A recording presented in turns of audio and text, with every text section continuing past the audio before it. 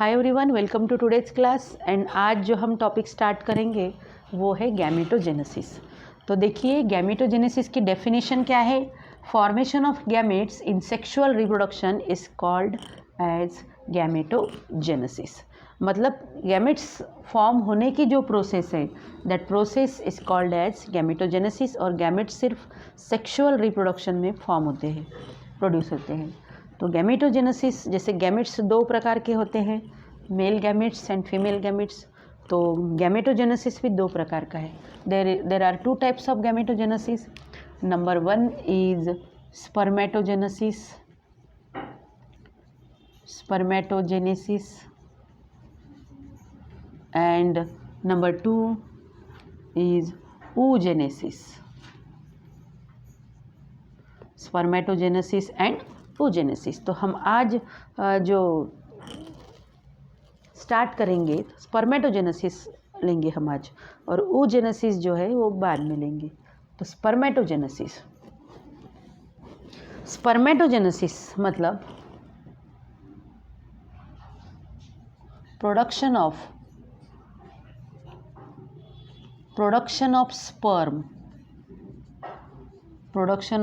Sperm या फिर formation of sperm is called spermatogenesis. मतलब स्पर्म प्रोड्यूस होने की जो प्रोसेस है, स्पर्म फॉर्म होने की जो प्रोसेस है, that process is called as spermatogenesis. Spermatogenesis में ये पिट्यूटरी का ये anterior lobe, this is posterior lobe of pituitary and this is anterior lobe of pituitary. This is anterior lobe of pituitary. जो hypothalamus है, hypothalamus release GnRF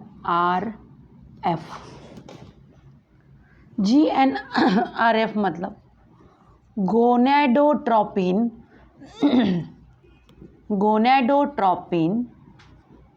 releasing factor. तो ये जो hypothalamus है, हाइपोथैलेमस रिलीज करता gonadotropin releasing factor. Gonadotropin releasing factor, ये जो hypothalamus से सिक्रेट हुआ जो हार्मोन है, वो पिट्यूटरी के एंटीरियर लोब को स्टिमुलेट करता है ये हार्मोन।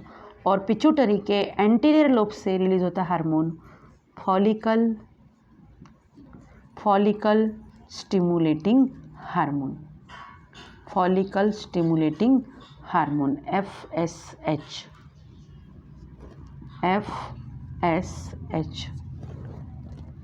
और ये जो फॉलिकल स्टिमुलेटिंग हार्मोन है, ये फॉलिकल स्टिमुलेटिंग हार्मोन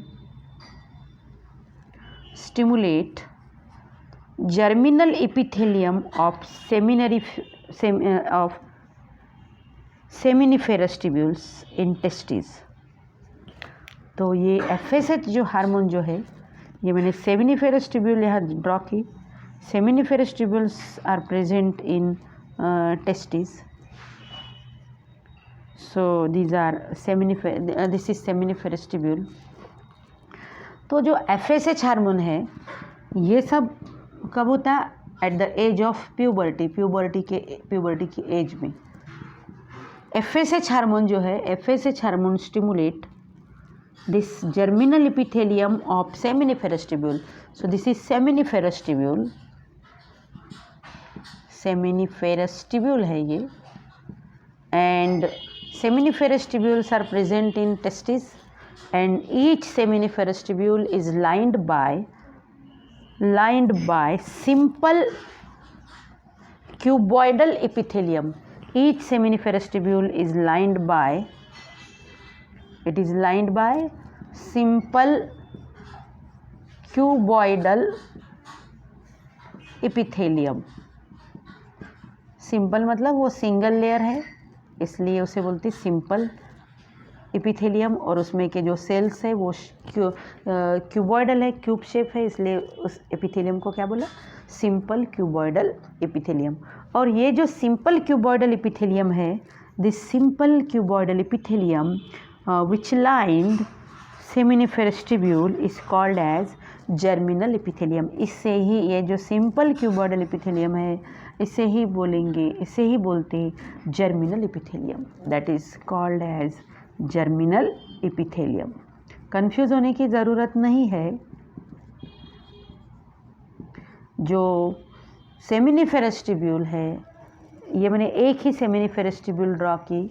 टेस्टिस में ऐसे बहुत सारे सेमिनिफेरस ट्यूब्यूल्स होते हैं और each seminiferous tubule is lined bye simple cuboidal epithelium and this simple cuboidal epithelium is called as germinal epithelium। और जो जर्मिनल एपिथेलियम के जो सेल्स है, जर्मिनल एपिथेलियम के सेल्स से ही, ये जर्मिनल एपिथेलियम के जो सेल्स है, जर्मिनल एपिथेलियम के सेल्स से ही प्रोड्यूस होंगे स्पर्म्स या फिर स्पर्मेटोजुआ। तो formation of sperm is called as spermatogenesis. तो ये प्रोसेस हम स्टडी करेंगे कि ये स्पर्म कैसे प्रोड्यूस होते हैं।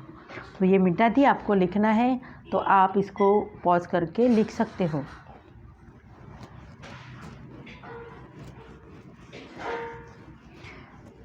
Spermatogenesis involved 3 phases। Number 1 multiplication phase.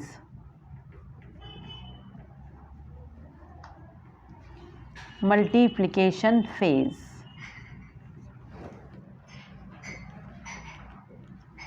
Number 2 growth phase.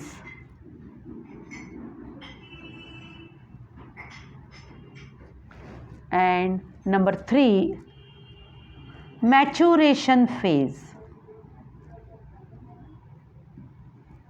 तो स्पर्मेटोजेनेसिस में ये 3 फेजेस इन्वॉल्व है, multiplication phase, growth phase and maturation phase. आप अपनी कॉपी में नोट डाउन कीजिए, क्योंकि ये मिटा के इसकी ये फेजेस जो है वो किस तरह से होते हैं वो यहाँ पर मैं ड्रॉ करके समझाती हूँ। सबसे पहले मल्टीप्लिकेशन फेज। ये जो सेल यहाँ ड्रॉ किए हैं, ये जो सेल है ये है जर्म सेल, मतलब ये इसे बोलेंगे हम जर्म सेल या फिर प्रीमॉर्डियल जर्म सेल। ये सेमिनिफेरस ट्यूब्यूल में जो जर्मिनल एपिथेलियम है, उस सेमिनिफेरस ट्यूब्यूल का इतना हिस्सा यहाँ पर मैं ड्रॉ करती हूँ। तो seminiferous tubule is lined by single layer of germinal epithelium, और इसके बीच में कुछ ये टॉल सेल्स है, that cells are called as Sertoli cells. तो ये प्रीमॉर्डियल जर्म सेल, ये सब जर्मिनल एपिथेलियम, ये पूरा जो है जर्मिनल एपिथेलियम है। और इसमें की जो एक सेल है, एक सेल में क्या चेंजेस होंगे और किस तरह से इससे स्पर्म प्रोड्यूस होंगे वो हम अभी लेते हैं। और एक सेल में जो होगा वही सारे जर्मिनल एपिथेलियम के सेल्स में होगा। देखिए, तो this is primordial germ cell.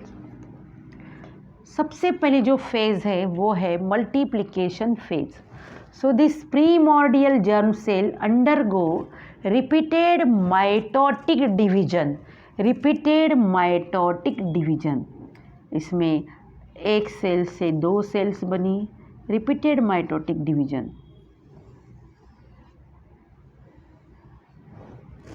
एक सेल से 2 सेल्स बनी, 2 सेल्स से थोड़ा छोटा निकालना पड़ेगा क्योंकि यहाँ पर भी वही प्रॉब्लम है, स्पेस कम है।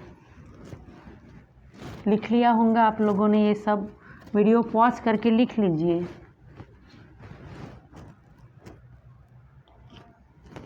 यहाँ से स्टार्ट करते बेटा, यहाँ से ये जो सेल है ये, यहाँ मैंने एक सेल निकाली।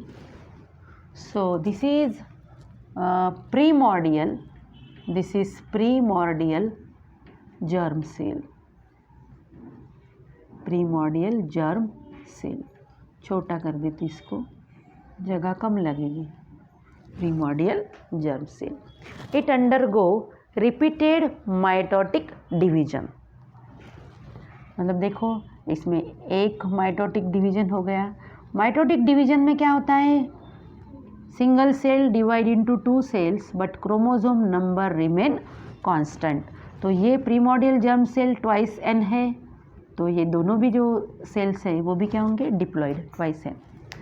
इसमें रिपीटेड माइटोटिक डिवीजन हो रहा, 2 सेल से फिर बनेगी 4 cells. Repeated, it undergo repeated mitotic division. और फिर रिपीटेड माइटोटिक डिवीजन के बाद एक स्टेज ऐसी आती कि ये यहाँ पर जो डिवीजन है वो स्टॉप हो जाता, अब नहीं होंगी ये सेल्स डिवाइड। तो अब ये बन गई स्पर्मेटोगोनिया। इन चारों भी सेल्स को बोलेंगे हम स्पर्मेटोगोनिया, स्पर्मेटोगोनिया। अगर एक को बोलना है तो मैं बोलती स्पर्मेटोगोनियम, और चारों को बोलना है तो it is called as spermato. तो ये हो गए, दीज आर स्पर्मेटोगोनिया,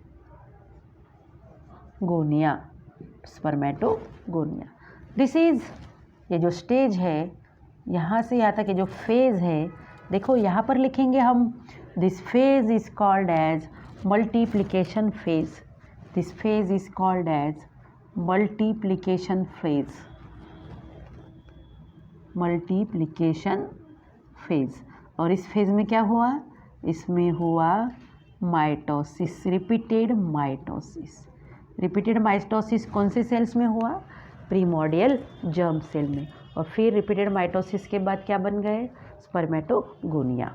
मतलब एक स्टेज ऐसे आएंगी जहाँ पर माइटोसिस रुक जाएगा, स्टॉप हो जाएगा। तो ये फिर अब इसमें माइटोसिस नहीं होगा, डिवाइड नहीं होंगे ये सेल। तो ये जो सेल बन गए that is called as spermatogonia.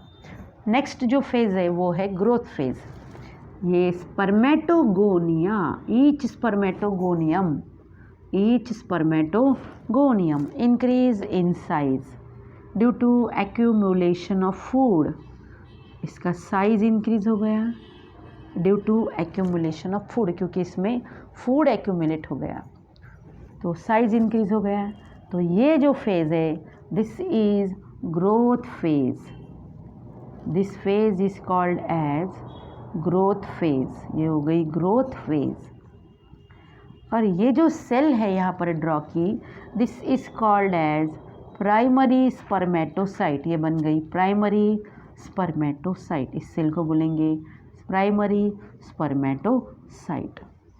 Spermatogonia increase, each spermatogonium increase in size and become large due to accumulation of food, and then it is called as primary spermatocyte. तो ये स्टेज कौन सी हो गई, ये फेज कौन सी हो गई, ये हो गई ग्रोथ फेज।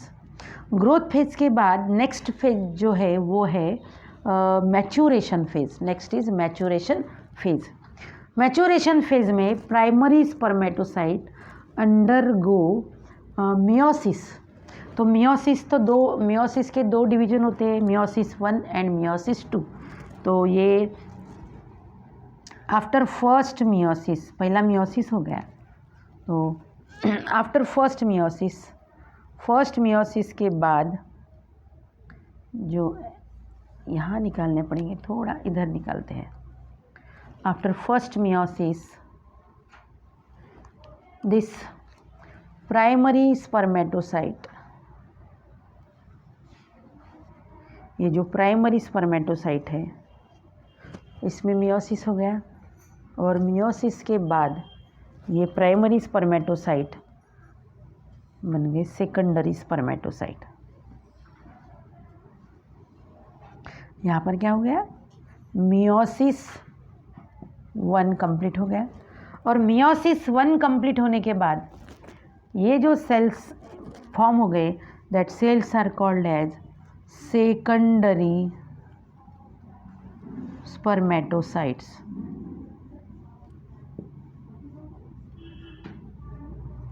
ये हो गए सेकेंडरी स्पर्मेटोसाइट्स, सेकेंडरी स्पर्मेटोसाइट्स। यहाँ पर देखो प्राइमरी स्पर्मेटोसाइट डिप्लॉयड था, मतलब क्रोमोसोम नंबर पेयर में थे, डिप्लॉयड है। तो स्पर्मेटोगोनिया तो डिप्लॉयड है ही लेकिन जब मियोसिस फर्स्ट होता है, आफ्टर मियोसिस फर्स्ट होने के बाद chromosome number reduce to half. Chromosome number क्या हो गए? Reduce to half. मतलब इसके बाद जो ये 2 सेल्स बने, ये थोड़ा छोटा कर देते, अब कोई ऑप्शन नहीं है, जगह नहीं इसलिए। तो ये सेकेंडरी स्पर्मेटोसाइट्स जो है वो हैप्लॉइड है, मतलब मैंने यहाँ मुझे लिखना पड़ेगा N। Secondary spermatocytes are haploid. फिर ये जो सेकेंडरी स्पर्मेटोसाइट्स है, ये मियोसिस फर्स्ट पहले बता दिया मैंने कि जो मियोसिस फर्स्ट है, ये मियोसिस फर्स्ट मतलब रिडक्शन डिवीजन है, इसमें chromosome number reduce to half. इसके बाद अब होगा सेकंड मियोसिस। ये सेकेंडरी स्पर्मेटोसाइट बन गए फर्स्ट मियोसिस के बाद, अब होगा सेकंड मियोसिस। सेकंड मियोसिस मतलब मियोसिस 2, देखो यहाँ पर। तो सेकंड मियोसिस के बाद सेकेंडरी स्पर्मेटोसाइट्स से बन गए स्पर्मेटिड्स। सेकेंडरी स्पर्मेटोसाइट्स से क्या बन गए? स्पर्मेटिड्स। तो ये स्पर्मेटिड्स है, these are spermatids, these are spermatids. तो यहाँ लिखेंगे स्पर्मेटिड्स, दीज आर स्पर्मेटिड्स। ये स्पर्मेटिड्स भी है N। तो ये जो स्पर्मेटिड्स है, ये स्पर्मेटिड्स भी हैप्लॉइड है। और स्पर्मेटिड्स कैसे फॉर्म हो गए? स्पर्मेटिड्स बने हैं मियोसिस 2 डिवीजन के बाद। तो यहाँ पर कौन सा डिवीजन हो गया? यहाँ पर हो गया मियोसिस 2। तो मियोसिस 1 प्राइमरी स्पर्मेटोसाइट में हुआ था। मियोसिस 1 होने के बाद chromosome number reduce to half.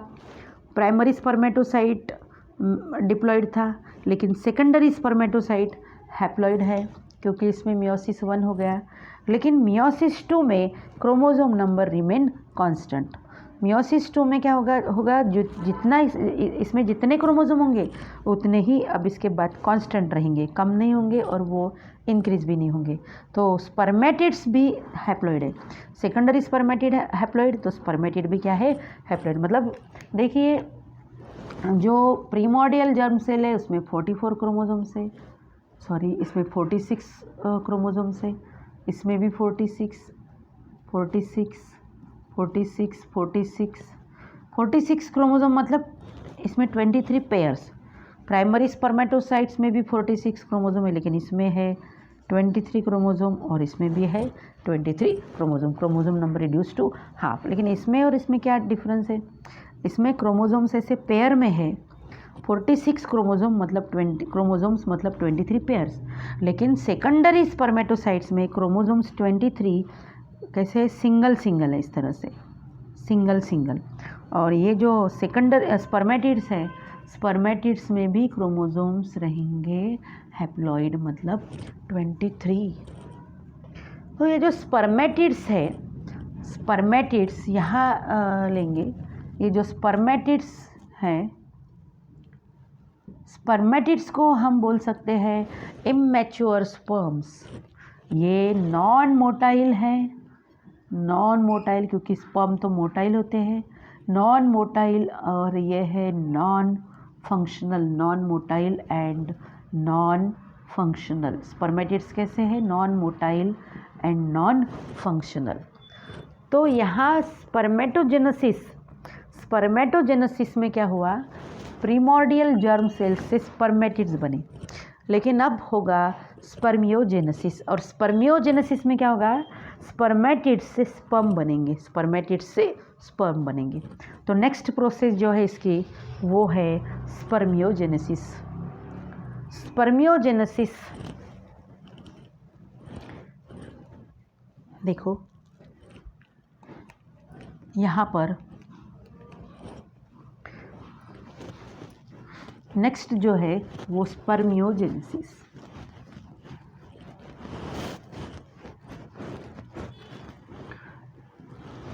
Maturation phase ख़त्म हो गया। जब ये सेकेंडरी स्पर्मेटोसाइट एंड स्पर्मेटिड्स बने तो वहाँ पर मैच्योरेशन फेज ख़त्म हो गया, उसी को बोलते हैं मैच्योरेशन फेज। उसके बाद नेक्स्ट जो फेज़ है वो है स्पर्मियोजेनेसिस।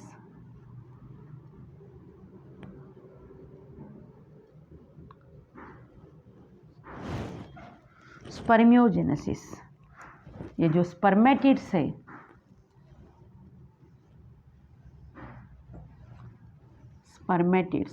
स्पर्मेटिड्स में कुछ चेंजेस होंगे और स्पर्मेटिड्स से फॉर्म होंगे स्पर्म्स। स्पर्मेटिड्स से प्रोड्यूस होंगे स्पर्म्स। तो इसी प्रोसेस को बोलते हैं स्पर्मियोजेनेसिस। लेकिन कौन से चेंजेस होंगे, तो ये जो स्पर्मेटिड्स है दीज आर स्पर्मेटिड्स एंड ये है स्पर्म्स और स्पर्मेटोजुआ। स्पर्म्स और स्पर्मेटोजुआ। स्पर्मेटिड्स में चेंजेस होने के बाद स्पर्म्स प्रोड्यूस होंगे। पहला चेंज ये होगा इलोंगेशन।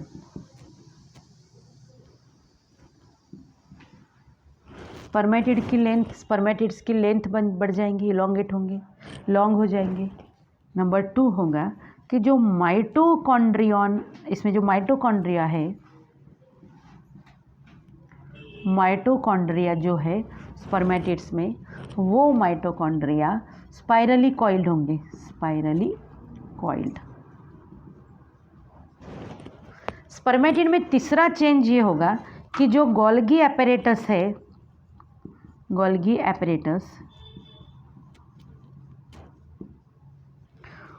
एपरेटस जो स्पर्मेटिड में है, उस गोल्गी एपरेटस से बनेगा एक्रोसोम। स्पर्म में एक्रोसोम रहता है और जब हम स्पर्म का स्ट्रक्चर देखेंगे, स्टडी करेंगे, तब ये एक्रोसोम आपको समझ आएगा। इसके बाद की वीडियो में हम स्पर्म का स्ट्रक्चर स्टडी करेंगे। तो स्पर्मियोजेनेसिस में क्या हो गया, स्पर्मियोजेनेसिस मतलब formation of sperm from spermatids. Spermatids में क्या क्या चेंजेस हो गए, सबसे पहले तो स्पर्मेटिड की लेंथ इंक्रीज हो गई, वो इलोंगेट हो गया। नंबर 2, स्पर्मेटिड में जो माइटोकॉन्ड्रिया थे वो माइटोकॉन्ड्रिया स्पाइरली कॉइल्ड हो गए। तीसरा क्या हो गया, तो गोल्गी एपरेटस जो था स्पर्मेटिड्स में, उस गोल्गी एपरेटस से बना एक्रोसोम। तो ये सेमिनिफेरस ट्यूब्यूल है, प्रॉब्लम है नहीं दिख रहा, यहाँ से यहाँ पर ड्रॉ कर लेंगे। ये सेमिनिफेरस ट्यूब्यूल है।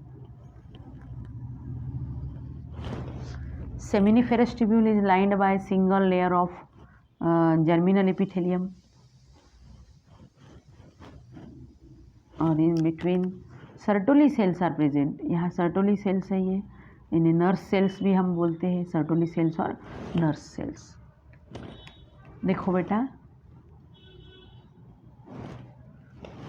ये जो लेयर निकाल रही हूँ, this layer is called as spermatogonium. Spermatogonia, इसके बाद ये है प्राइमरी स्पर्मेटोसाइट्स, फिर ये सेकेंडरी स्पर्मेटोसाइट्स, और ये हो गए स्पर्मेटिड्स। ये क्या हो गए, स्पर्मेटिड्स हो गए। तो स्पर्मेटिड्स से जब स्पर्म बनते तो स्पर्म देखो इस तरह से है। स्पर्म्स के जो हेड है, हेड वो सर्टोली सेल्स को अटैच है, स्पर्म्स के हेड, और उनके जो टेल है, स्पर्म की जो टेल है वो ये सेमिनिफेरस ट्यूब्यूल में जो ल्यूमेन है उस ल्यूमेन में है स्पर्म के टेल, और हेड किसको अटैच है, सेमिनिफेरस ट्यूब्यूल्स को। तो इस तरह से हमने आज ये स्पर्मेटोजेनेसिस ये टॉपिक कंप्लीट कर दिया। इसके नेक्स्ट वीडियो में हम स्टडी करेंगे oogenesis, फिर स्ट्रक्चर ऑफ स्पर्म। तो ये स्पर्मेटोजेनेसिस की पूरी डायग्राम यहाँ पर बनाई है, तो ये डायग्राम भी देख लेना।